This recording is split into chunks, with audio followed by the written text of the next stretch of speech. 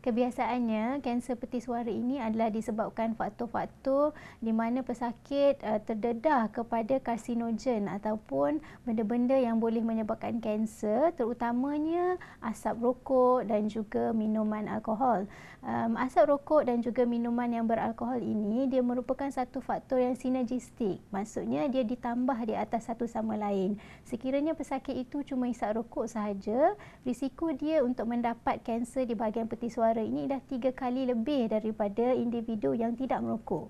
Manakala sekiranya pesakit itu hisap rokok dan juga minum alkohol secara berterusan dan kita labelkan dia sebagai alkoholik, mereka ini mempunyai risiko 10 kali lebih daripada individu yang tidak minum alkohol ataupun tidak hisap rokok untuk mendapat kanser peti suara. Gejala-gejala kanser peti suara ini terbahagi kepada dua, iaitu gejala awal dan juga gejala lewat. Jadi gejala awal kanser peti suara ini adalah satu perubahan yang sangat ketara, iaitu perubahan suara. Perubahan suara ni pada mulanya dia tidak begitu ketara. Kadang-kadang pesakit akan menyatakan bahawa mereka tidak dapat menyanyi seperti mana sedia kala, tidak dapat capai not-not tertentu ataupun frekuensi tertentu ketika menyanyi ataupun melakukan percakapan di hadapan publik, ataupun seterusnya masalah perubahan suara ataupun suara garau ini dia akan menjadi lebih nyata. Untuk mendiagnosa penyakit kanser peti suara ini, pesakit perlu mendapat rawatan dengan doktor pakar telinga, hidung dan tekak. Jadi apa yang pesakit perlu buat ialah pesakit perlu datang berjumpa di klinik pakar telinga, hidung dan tekak. Di situ pakar telinga, hidung dan tekak akan melakukan pemeriksaan endoskopi. Seterusnya pakar telinga, hidung dan tekak akan melakukan pemeriksaan lanjutan, di mana pada ketika itu pesakit akan diminta untuk melalui pemeriksaan lain seperti CT scan ataupun computed tomography, kita panggil computed tomography scan, di mana pesakit akan disuruh untuk melalui suatu terowong untuk mengambil suatu pemeriksaan lebih kurang macam X-ray, dan kemudiannya kita akan memeriksa darah pesakit dan seterusnya kita akan melakukan pemeriksaan secara lebih dekat lagi di dalam bius penuh, atau kita akan minta pesakit melalui pembedahan ringkas di mana kita boleh memeriksa peti suara secara lebih dalam lagi.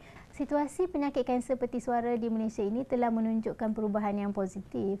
Sekiranya kita lihat kepada siasatan yang telah kita lakukan pada tahun 1970-an, kita dapati bahawa pesakit-pesakit tampil untuk mendapatkan rawatan di hospital pada tahap yang lewat, iaitu pada tahap 3 dan juga 4.